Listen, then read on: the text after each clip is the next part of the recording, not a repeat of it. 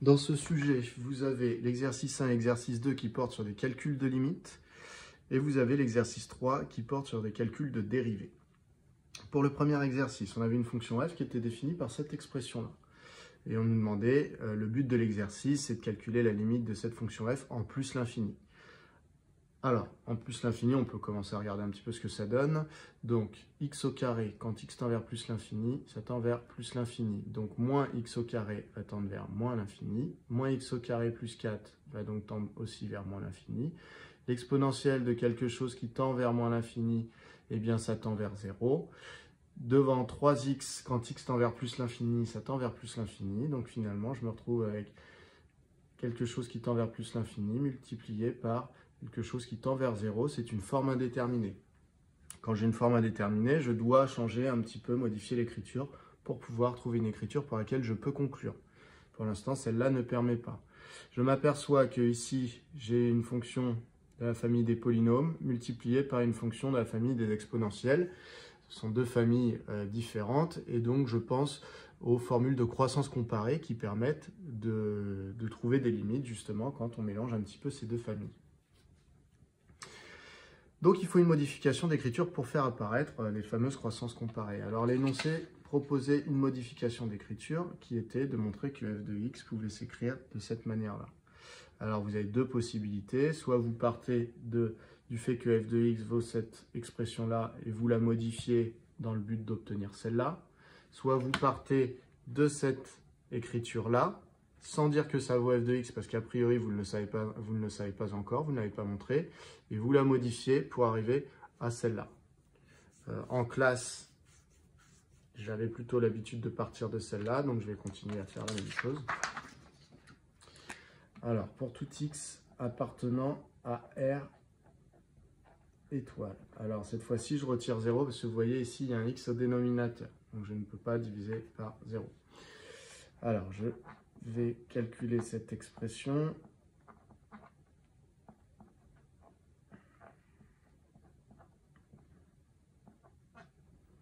Alors, je peux commencer par réécrire tout ça sur un seul trait de fraction. Donc, j'ai x, e de x au carré au dénominateur. Et au numérateur, j'ai 3x au carré exponentielle de 4. Là, je vais découper un petit peu ma fraction. J'ai que des multiplications, hein, donc je fais ce que je veux avec. Donc, ça me donne 3 fois x au carré sur x fois e puissance 4 sur e puissance x au carré. Si vous avez un petit peu de mal à comprendre comment je passe de là à là, demandez-vous si vous auriez su passer de cette ligne à celle-là. Quand j'ai des multiplications, je multiplie tous les numérateurs entre eux et je divise par la multiplication de tous les dénominateurs. Donc de ce sens-là à ce sens-là, vous n'auriez pas eu de souci à comprendre. Et bien donc, c'est dans l'autre sens, ça fonctionne exactement de la même manière. À partir de là, j'ai donc le 3 qui reste. X au carré divisé par x, c'est x. Et e puissance 4 sur e puissance x au carré, ça me donne e puissance, la différence des puissances. Donc 4 moins x au carré. Cette écriture-là, c'est bien celle-là. D'accord? Donc je peux le réécrire. Ça vaut bien 3x exponentielle de moins x au carré plus 4. 4 moins x au carré, c'est pareil que moins x au carré plus 4. Et donc, c'est égal à f de x, puisque f de x, je sais que ça vaut cette expression-là. Donc, j'ai fini la première question. J'ai montré que f de x pouvait s'écrire de cette manière-là. Dans la deuxième question, on me demande de calculer la limite de f en plus l'infini. Donc, vous voyez, je vais repartir de la nouvelle formule qu'on m'a fait découvrir, parce que c'est celle qui va me permettre de conclure, puisque la toute première formule de f ne permettait pas. Alors ici, j'observe que j'ai un produit de deux facteurs. Un premier facteur ici qui, quand x tend vers plus l'infini, va tendre vers 0, puisque 3 exponentielle de 4 est une constante. Il n'y a pas de x à l'intérieur. Hein. Donc c'est une constante divisée par un nombre qui tend vers plus l'infini. Donc tout ça, ça va tendre vers 0. Donc ça, je peux le dire. Donc limite de 3 exponentielle de 4 divisé par x quand x tend vers plus l'infini, c'est égal à 0. Donc ça, c'est ma limite verte. Ça tend vers 0. Et par contre, je vais me retrouver avec la limite de ce facteur à calculer. Et là, il va falloir que j'utilise une formule de croissance comparée. Donc c'est parti. Ça, c'était le calcul de la limite verte. Ici, je vais faire le calcul de la limite rouge. Alors, ça me fait penser à du plus l'infini sur plus l'infini. Donc en fait, ça me fait penser à la formule de croissance comparée de mon cours qui s'écrit comme ça. E de quelque chose sur quelque chose, quand le quelque chose tend vers plus l'infini. Là, je sais que la limite, c'est plus l'infini. Là, je me rends compte que c'est bien quelque chose qui est pareil dans l'exposant et au numérateur. Ça me rappelle cette formule, mais ça me rappelle l'inverse finalement de cette formule. Donc, je sais que si la limite de exponentielle de x sur x est égale à plus l'infini quand x tend vers plus l'infini, eh bien, son inverse, donc x sur e de x quand x tend vers plus l'infini, eh bien, va tendre vers 0. Parce que l'inverse de quelque chose qui tend vers plus l'infini, ça veut dire que la chose qui tend vers l'infini va être au dénominateur, et donc mon quotient va tendre vers 0. Voilà la formule que je vais utiliser. Et après, je vais remplacer x par x au carré. Alors, je commence par dire que la limite de x au carré quand x tend vers plus l'infini, c'est égal à plus l'infini. Maintenant, je vais réciter mon cours. Je vais dire or, par croissance comparée,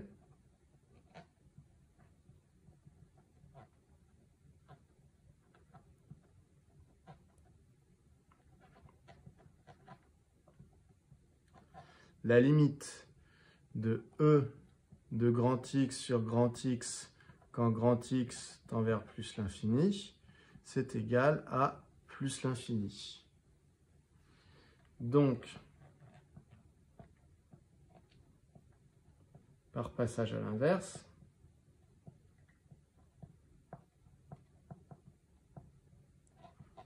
ça veut dire que la limite, quand grand X tend vers plus l'infini, de grand X sur E de grand X, est égal à 0. Et donc, si le grand X, je le remplace par x au carré, donc par composition,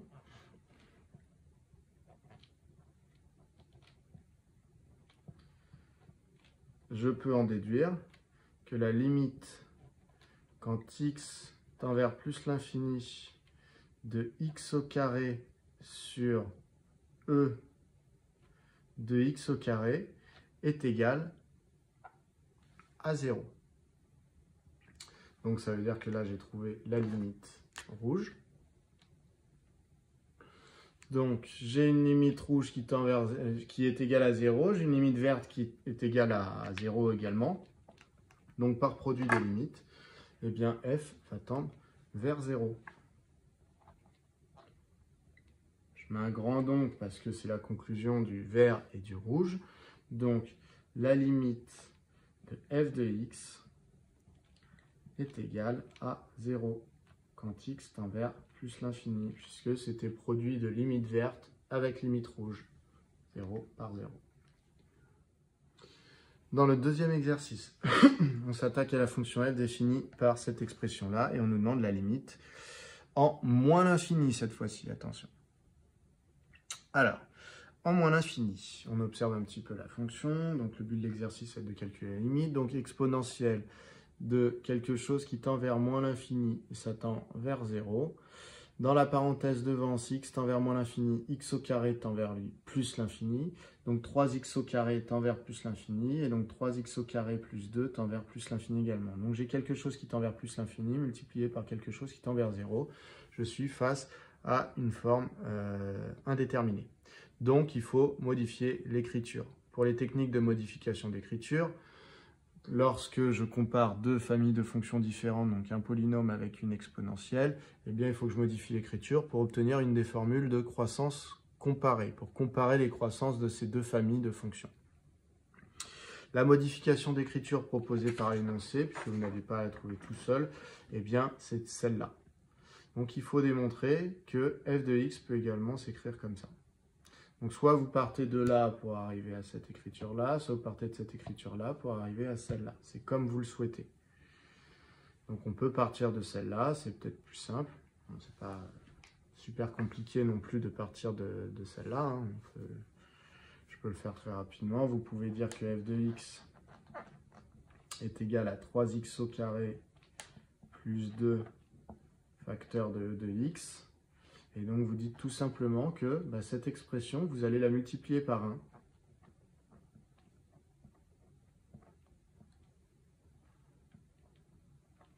La multiplier par 1, c'est-à-dire la multiplier par x au carré sur x au carré. Voilà, x au carré sur x au carré, ça vaut 1. Donc finalement, cette expression, je peux très bien dire qu'elle vaut celle-là. Et maintenant, je réorganise un petit peu mes facteurs, puisque j'ai des multiplications et des divisions. Je peux tout à fait dire que je commence par faire 3x au carré plus 2 et divisé par le x au carré qui est ici. Et du coup, il me reste quoi derrière? Il me reste x au carré et e de x. Donc fois x au carré, e de x. Voilà une manière qui fonctionne pour passer de cette expression à celle-là. Maintenant, il se trouve que des fois, la transformation d'écriture est plus complexe et que c'est plus simple de partir de l'écriture finale. Donc, je vais quand même corriger en partant de l'écriture finale, mais ça, c'est une méthode qui est tout à fait correcte. Et qui est même un petit peu plus jolie que de partir du résultat, parce que ça sous-entend qu'ici, vous auriez pu éventuellement trouver tout seul cette nouvelle expression de la fonction f.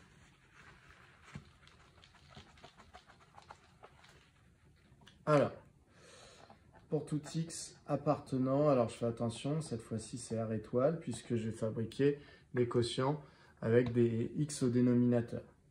Donc je pars de 3x au carré plus 2 sur x au carré fois x au carré de x. Pour l'instant, je ne dis pas que c'est f de x parce que je n'ai pas encore prouvé que f de x valait cette expression. Donc, je pars de cette expression sans dire que c'est f de x. Et là, il va falloir que je justifie que c'est pareil que cette expression-là.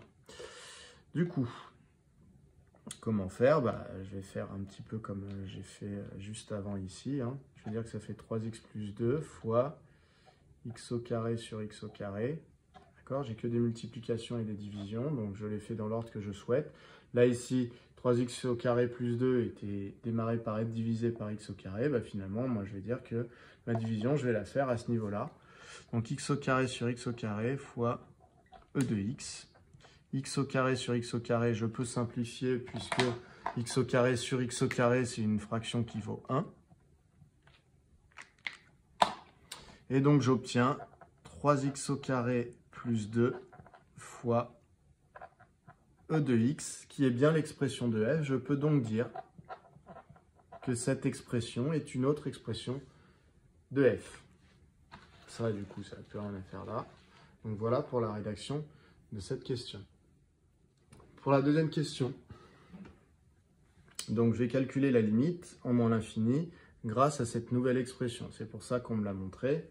C'est parce que c'est elle qui va me permettre de conclure. Alors, c'est un produit de deux facteurs. Ce facteur-là, il va falloir que je calcule la limite. Alors, pour calculer la limite de ce facteur en vert, eh bien, si x tend vers moins l'infini, x au carré tend vers plus l'infini, donc 3x au carré tend vers plus l'infini, donc 3x au carré plus 2 tend vers plus l'infini. Le numérateur tend vers plus l'infini, le dénominateur, x au carré, tend également vers plus l'infini. Donc là, je suis face à une forme indéterminée. Mais c'est une forme indéterminée qui est due à la limite en plus l'infini d'un polynôme divisé par la limite qui tend vers plus l'infini, qui est égale à plus l'infini d'un autre polynôme. Donc là, je suis en train de comparer deux polynômes. Donc c'est une même famille de fonctions. Donc dans ce cas-là, la technique, ça va être plutôt de factoriser par le x qui a la plus grande puissance. Ok ? Les croissances comparées, c'est quand je compare les deux familles de polynômes exponentielle, un petit peu comme je vais devoir faire ici, puisque là je vais devoir comparer un polynôme et une exponentielle pour régler la forme indéterminée. Autant ici, la forme indéterminée va se régler par une factorisation au numérateur et au dénominateur, tout simplement parce que ça fait partie, le numérateur et le dénominateur, de la même famille de fonctions qui sont les fonctions polynomiales. Donc c'est parti. Alors, pour tout x appartenant, alors ici, il faut mettre l'étoile, hein, si je n'ai pas le droit de diviser par 0. Pour tout x appartenant à R étoile, je vais modifier l'écriture de 3x au carré plus 2 sur x au carré. Donc je factorise par x au carré au numérateur, ça me donne x au carré facteur de 3 plus 2 sur x au carré divisé par x au carré fois 1. X au carré, c'est 1 fois x au carré. Là, je peux simplifier mon quotient, ce qui me donne 3 plus 2 sur x au carré. Alors, on ne voit pas très bien avec la pointe de mon stylo, divisé par 1, ce qui veut dire en fait 3 plus 2 sur x au carré. Donc la limite de mon quotient est égale en fait à la limite de cette somme. Donc je vais dire, or, la limite de 3 plus 2 sur x au carré lorsque x tend vers moins l'infini. Je vous rappelle qu'on va voir ce qui se passe en moins l'infini cette fois-ci. C'est égal à, alors si x tend vers moins l'infini, x au carré tend vers plus l'infini. Donc 2 sur x au carré tend vers 0. Et donc 3 plus 2 sur x au carré tend vers 3. Donc, la limite du quotient, la limite quand x tend vers moins l'infini de 3x au carré plus 2 sur x au carré est égale à 3. Et donc trouver la limite du quotient vert, donc celle-là, ça tend vers 3.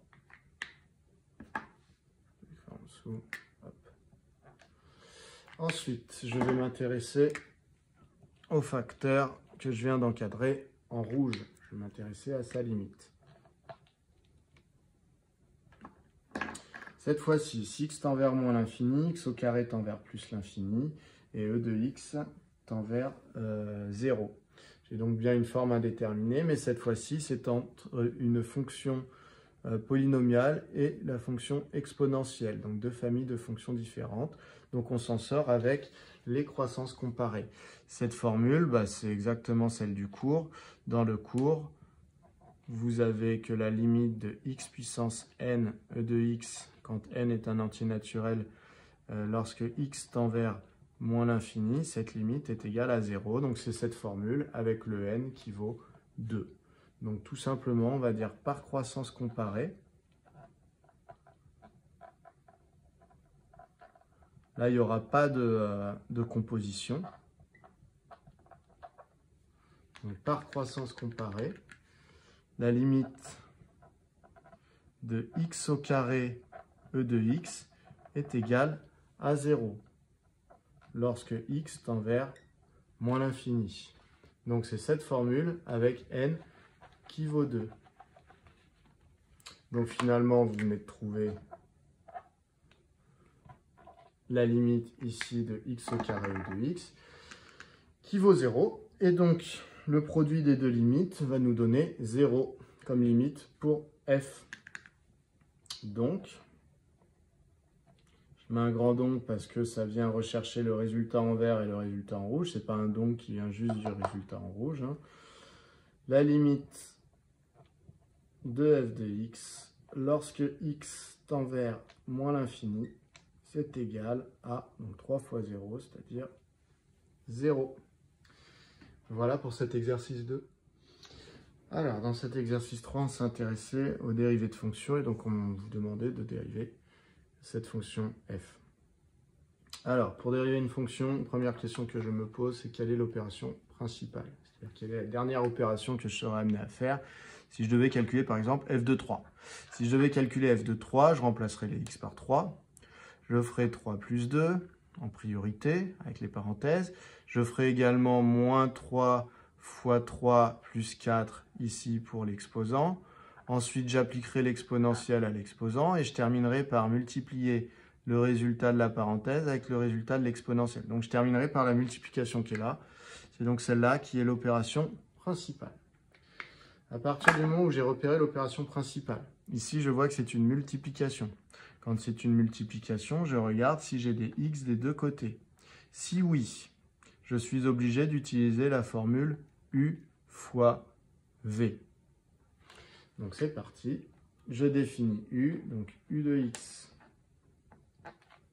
Alors pour tout x appartenant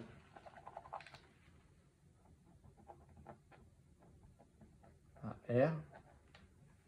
Alors tout d'abord, si on me demande pourquoi est-ce que cette fonction est dérivable, ben justement c'est parce que ça va être le produit de deux fonctions dérivables. Donc la fameuse fonction u définie par u de x égale x plus 2.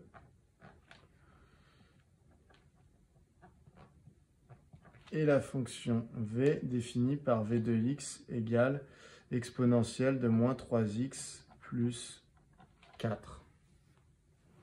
U et v sont dérivables parce que là c'est une fonction polynomiale et là c'est une composée d'une fonction polynomiale avec une exponentielle.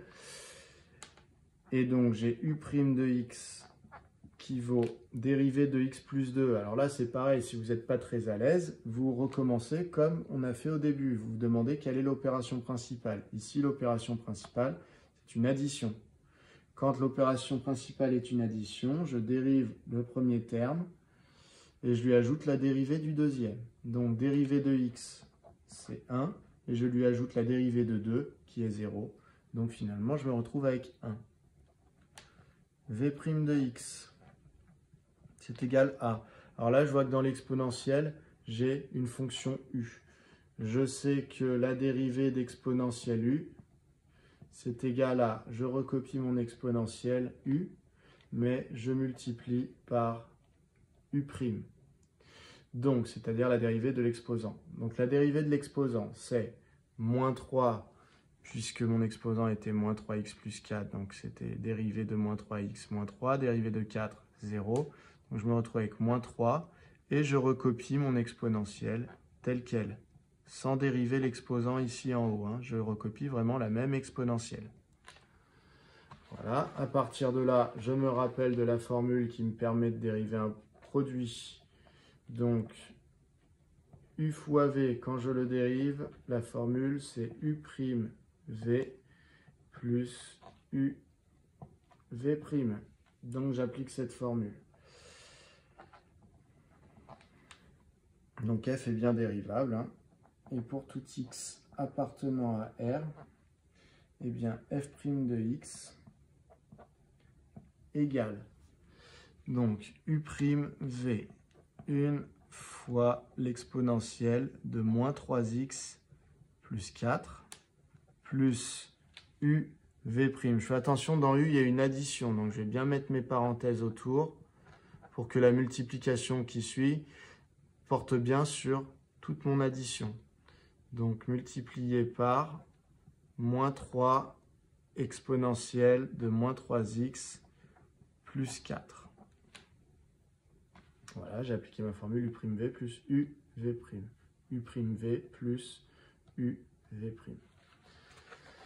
Maintenant, c'est juste de la modification d'écriture. Donc, une fois l'exponentielle, c'est l'exponentielle. Ensuite, ici, alors là, je m'aperçois que j'ai une addition.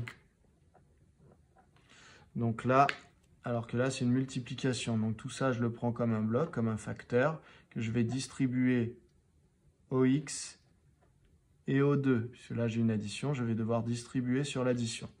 Donc ça me donne quoi? Ça me donne